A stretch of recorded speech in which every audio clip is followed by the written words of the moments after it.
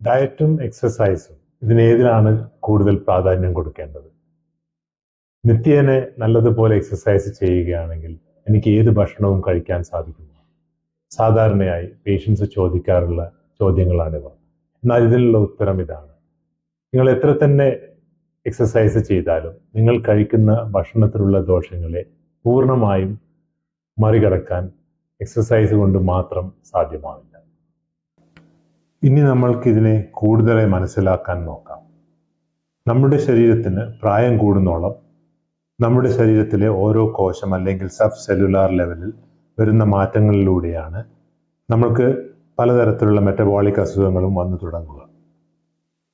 ഈ മാറ്റങ്ങൾ പ്രധാനമായും 8 എണ്ണമാണ്. ഇനി അവ എന്തൊക്കെയാണെന്ന് നമുക്ക് നോക്കാം.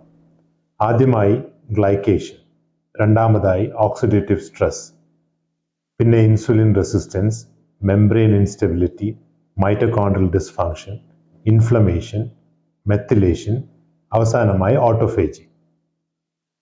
എന്നാൽ നിങ്ങളുടെ ഭക്ഷണ രീതി ശരിയല്ലെങ്കിലോ നിങ്ങൾ കൂടുതലായി ദോഷകരമായ അൾട്രാ പ്രോസസ്ഡ് ഫുഡ്സും മറ്റും കഴിക്കുകയാണെങ്കിൽ ഈ വിശേഷിപ്പിച്ച 8 പ്രധാന പ്രവർത്തനങ്ങളെയും ബാധിക്കുകയും തകരാറിലാക്കുകയും ചെയ്യുന്നു.